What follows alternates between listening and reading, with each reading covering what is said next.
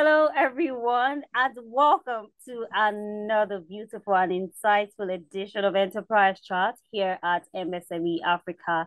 I'm your host, Ara Mimi. Yes, we're doing talks again concerning business, entrepreneurs across Africa and all over the world. We're looking at something that's quite, all over the place, interesting, and most common among the youth.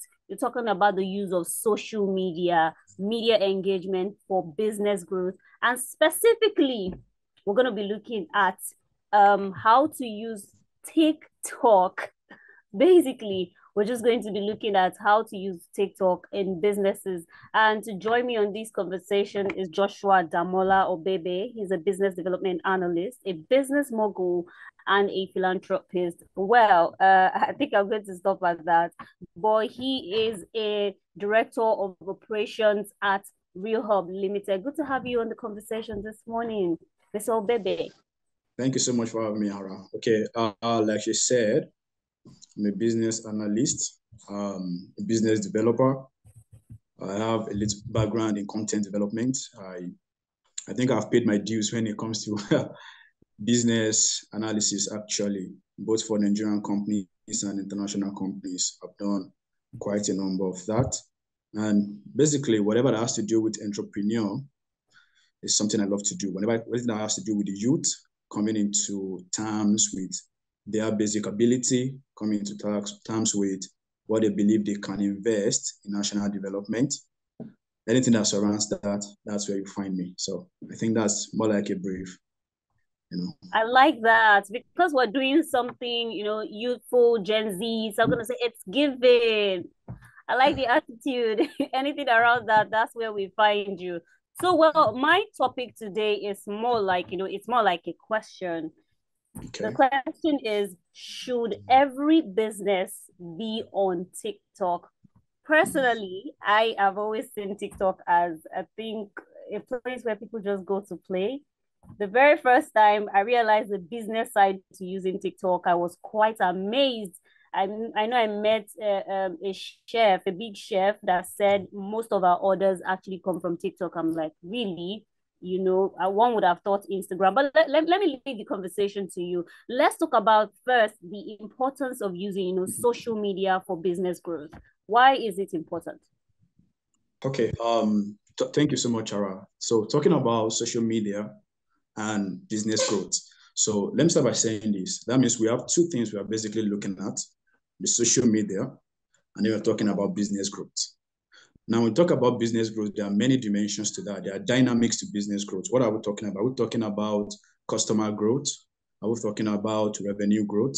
Are we talking about public opinion? So there are different dynamics when it comes to business development or business growth. However, even though these things are distinct, they're actually very, very much related. Now, what do I mean by that? When you have a growth in your consumer base, let's say your client base increase, there will definitely be a ripple effect on your financial growth. So all of these things are interconnected. So whatever forms of business dynamics or business growth you're looking at, it will always have a ripple effect on almost every other sector of your business growth. Now, what is the social media? Social media is a channel, a platform. No matter what you do as a business, no matter the kind of offer you have, no matter your value proposition, you are not there if you are not known. You are not helping anybody. You might have the best product, but if your product is not known, you will not sell as best as probably the person with the second best product or value proposition, or probably even someone that does not have the value of what you are offering, but they are well known. So there is a place of positioning when it comes to business development. And that's where social media comes in, because social media is one of the major channels or one of the major means by which a business can tap into that abundance of resources that we call clients, or that we call probably their targeted demography. So social media is, just simply put in layman terms, is a channel by which you get your business out there. It's your primary means of letting people know, guys, I have the value proposition to offer to you. I know you have these needs. I want you to know that there is a solution available. So the importance of social media now, so let's bring the two together. So social media is that channel that helps your targeted audience to understand that someone has met their needs. And as long as that can be achieved, we can be rest assured that your business will definitely experience a growth, because people actually need to know that there is someone out there that has met the needs they have actually been longing for. So I feel that's us just putting it in a simple term. You've spoken quite well, Amy. I mean, because I remember you said that there's a place for positioning when it comes to business development, and you talked about targeted demography. And we know that yes, social media is broad.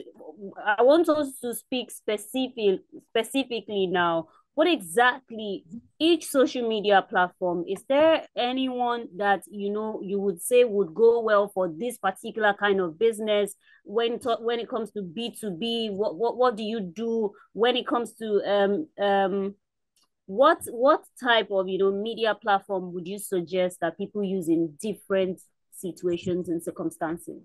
Now, we understand, many people have always asked, why do we have many social media platforms? Well, I believe each of them is as important as the other. However, how we make use of them goes a long way.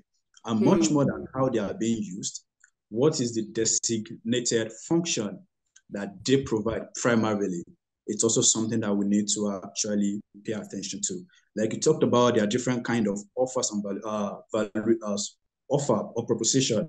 You mentioned B2B, we talked about business to business. We have B2C, that's business to customer. We have different types of them.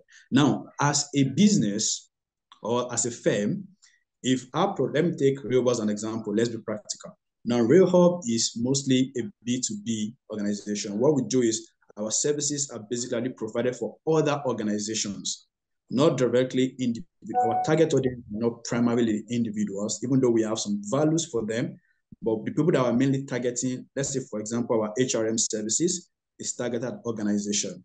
Now, for that kind of instance, we need to look ahead to, okay, out of these social media spaces, which of them actually has that group of people that was services is actually for. We probably will talk about that later when it comes to how to develop all of this content and how to use each of these social media. So as a firm, I must primarily understand who are my offers for and where can I find them.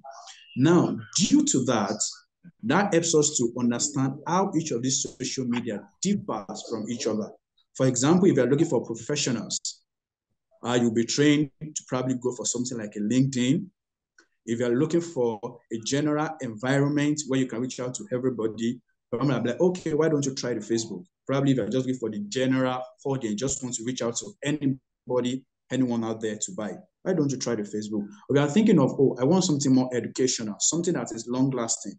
Why don't you try something more like YouTube, create a channel, have a training section and all of those things. So I believe that when it comes to your choice of social media, some parameters are important. The function, the audience, the content type, and some other things. Probably your process of analysis, your analytics, they comes to bear in making that. So like you rightly said, each social media platform has its own level of distinction, has its own demography, and all of these things are factors that should be considered when you want to make a choice.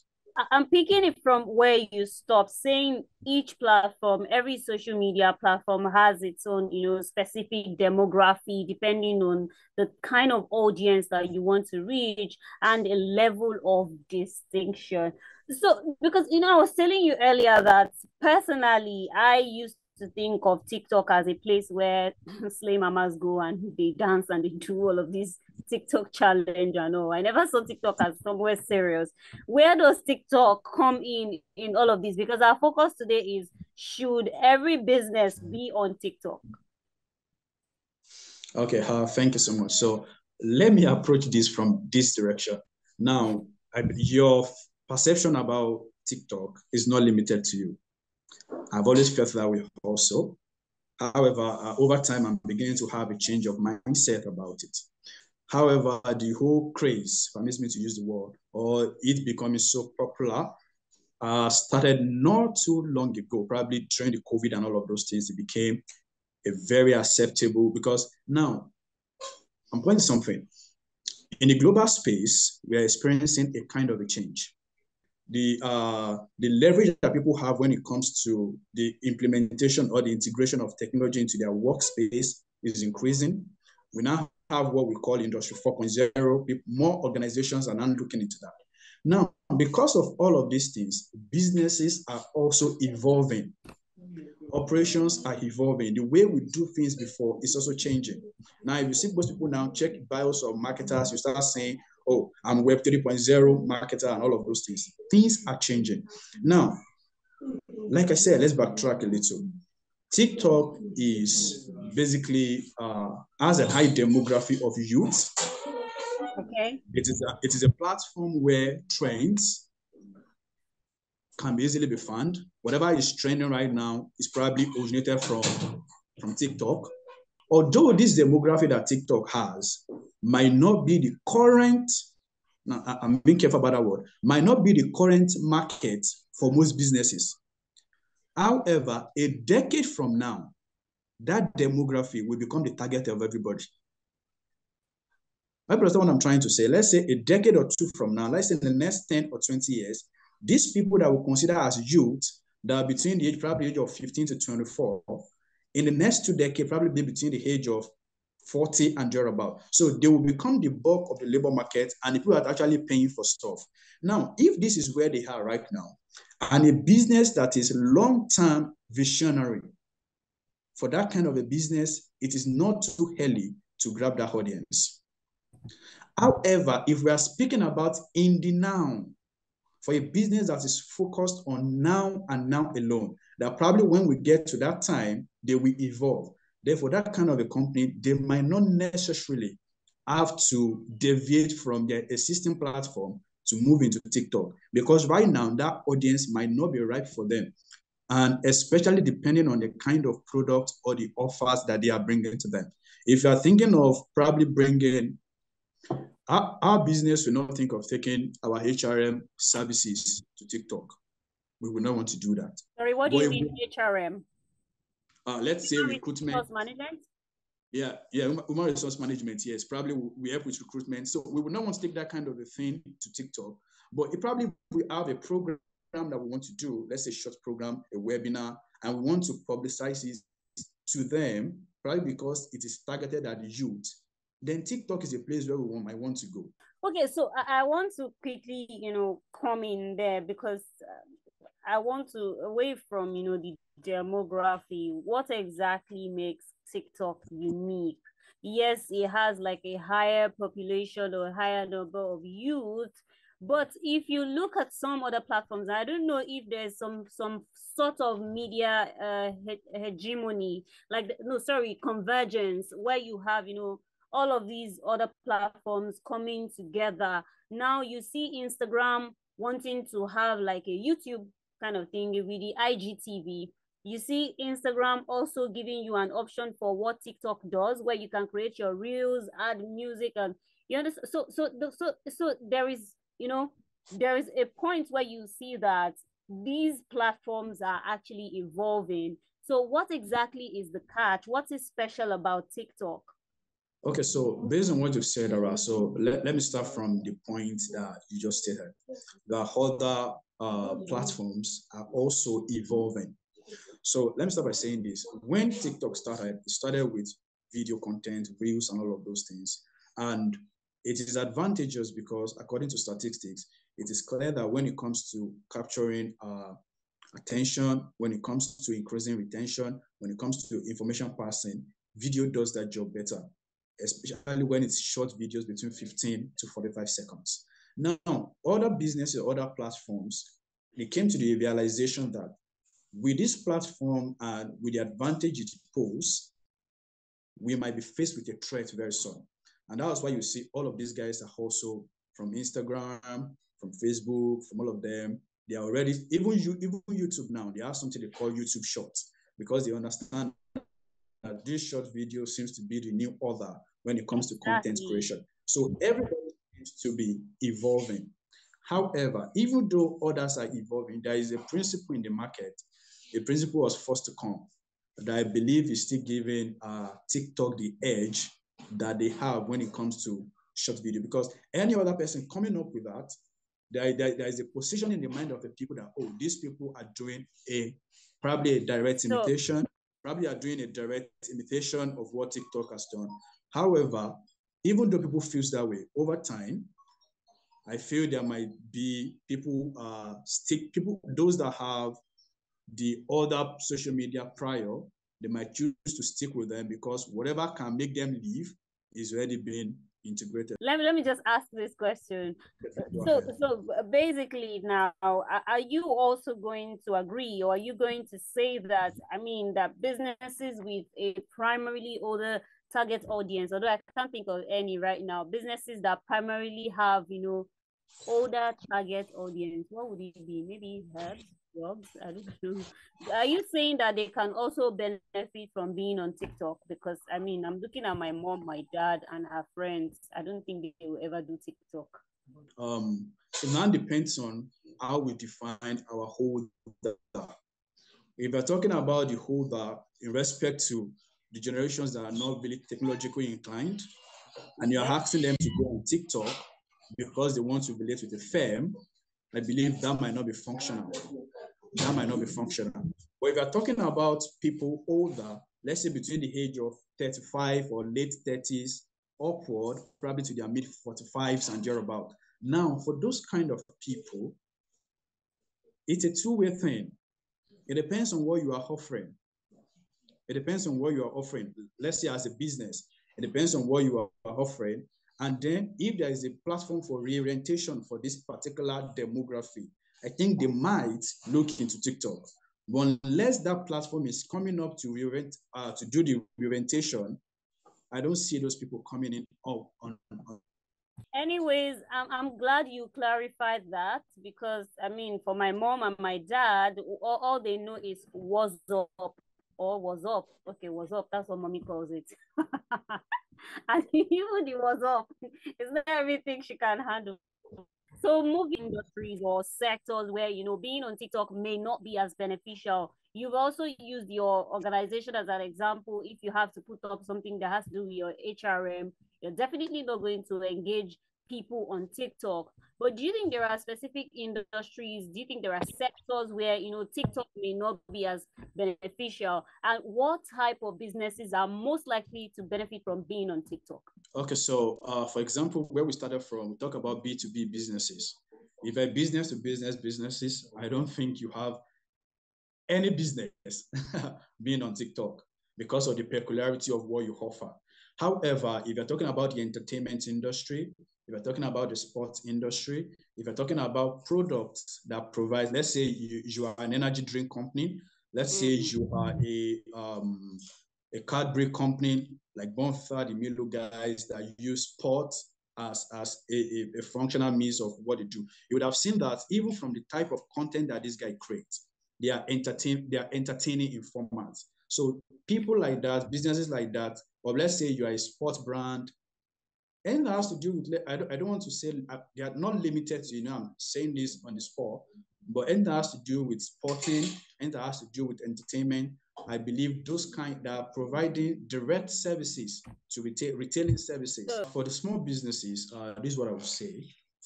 Even though it's a small business with respect to scale, that does not say that they should do anything lesser than what the larger companies would do when it comes to content. Because the truth is, the target audience is still the same. The only difference is just the size, and probably in respect to you reaching out to a single country, a single state, while they are reaching out to multinational companies, people of different multi-cultural background and all of those things. So even as a retailer, if all I sell is shoes, if all I'm doing is here, if I have a farm and I'm just, definitely it's not going to be subsistence, even though it's a small scale, and I want to market my produce of about just 10 acres to people, I still have to create content for that. I still have to do the same thing, the same process that this large company will do. The only difference is going to be the scale and probably the amount I will be spending in this, the information sharing. Those are things that's going to be the difference. But the work being that I'm putting into it when it comes to analysis, when it comes to finding out information, is still, the process is still one and the same. So For small businesses, if you are doing a business to consumer kind of a service, you can make use of it if the people that you are targeting falls in that category of what we have on TikTok. Let me give an example. If I choose to open a store and saying I want to sell diaper, now I know that my audience is not on TikTok.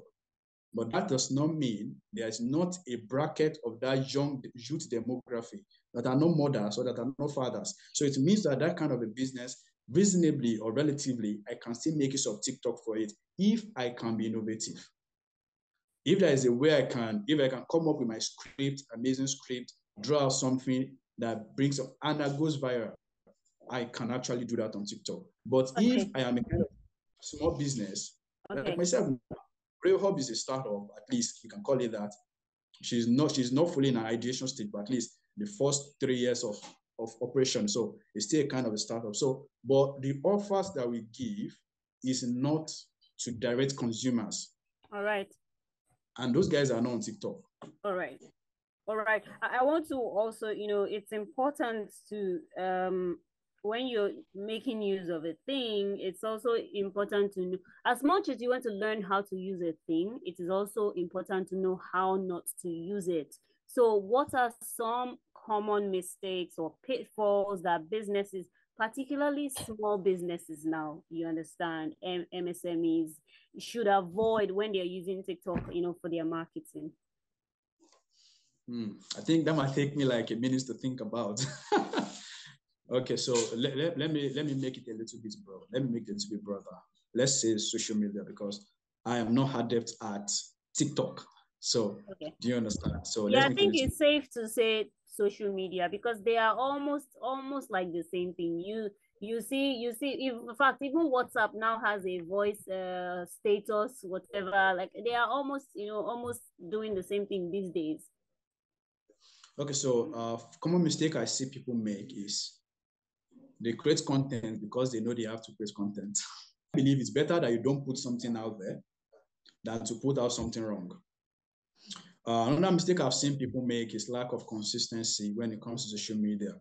Now, as a brand, there are some things that are peculiar. Your brand must be peculiar. There's something we call differentiation.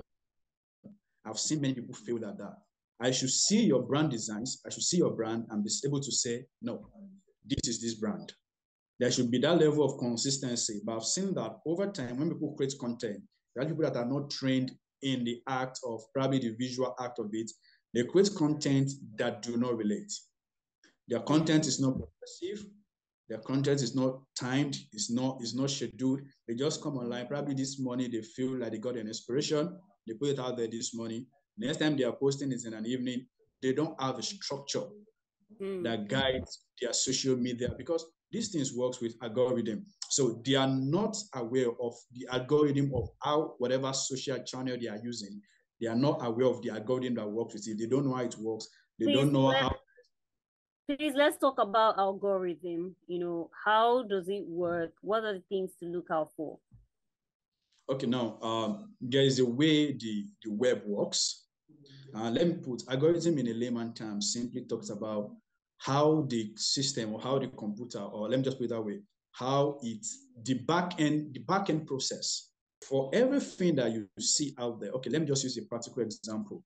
Probably if you have tried downloading something before, or maybe an ad pops up for you, and then you click on it, then you see that you don't need it, and then you back out. There is a way when you check up on any other, let's say a different application, that ad begins to follow you everywhere. When you open this, the ad is following you. Now, what has happened is that by the reason of your interaction with the World Wide Webs, there is something we call digital imprint. You've left a digital print that the algorithm, which is the back-end process, can capture. Okay, it seems this person has interest in this.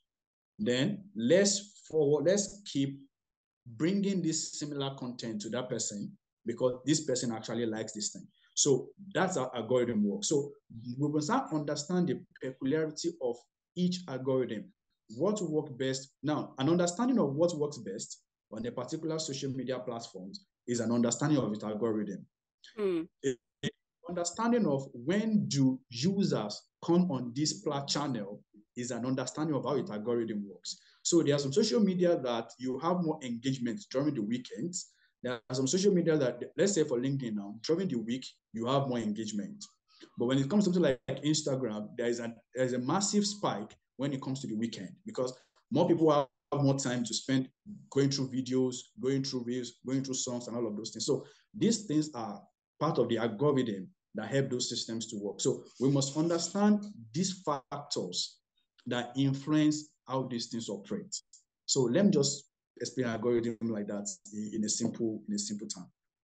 All right, thank you. I think I should let you complete what you were going to say. If there's any other thing that you want to say, talking about, the mistakes, the pitfalls to be avoided. You've spoken about don't create content just because, you have to create content. You also talked about differentiation when a business does not have consistency. And that was what brought us to the conversation on algorithm. I don't know if there's any other thing you want to add, or we can move on to the next question. Let me see. Okay, now this is a personal thing that I actually believe. I believe that there's such a thing about understanding the mind of your audience, being able to capture what their pain point is. That's what we call it, their pain point. Now, if you're able to understand, I've discovered that many people do not understand the pain point, or probably maybe many people do not actually do their customer canvas. They don't do their solution map. They don't do all of those things. So they just come out there, think up of something. Let me just try something catchy and just put it out there. I believe it is more functional when you create a content that address a single point per time. I've seen many people do that mistake. They want to address a lot of things at the same time. Why don't you target a particular challenge that is common in many people and address that? Then from there, you move to another pain point and do that. So a ton of challenge mistake I've seen is people trying to address multiple issues at the same time. I think for now, on the spot, those are probably 3 things I can just quickly come up with. Okay. So I think we should go a little bit legal now. I want to ask, because I think I've had an experience whereby probably an account was blocked or a post was blocked or something. I can't really remember, because probably issue of what do you call it? Copyright and all of that. So are there like privacy concerns or legal considerations, that businesses need to be aware of when they're using TikTok? Well, talking about small scale business, this is my own opinion. Even though you might be a small scale business now, there are some culture you must imbibe, because your goal is that you become a large scale. No small business wants to remain small. So all of this, so these things are very, very important. When it comes to privacy, copyright, trademark content, small scale business should be very, very careful. I've seen people do this a lot. They will just go on Shutterstock. They will just carry a picture and then content is ready. I've seen people do it. In fact, there was a time a friend of mine was sharing a post and she was like, this person literally copied a design. It was a fashion person, copied a design, copied it alongside with a brand logo, and pasted it on her own page as a product she's selling. Wow. Now, if that business was registered, they can actually be sued. If the other one has a trademark already, they can actually be sued. And imagine a small scale business that you're still trying to source for the resources, trying to do that, and then you are still faced with a legal issue. Then that kind of a business can actually crumble forever. So for businesses like that, when it comes to privacy, when it comes to copyright, small businesses need to be very careful.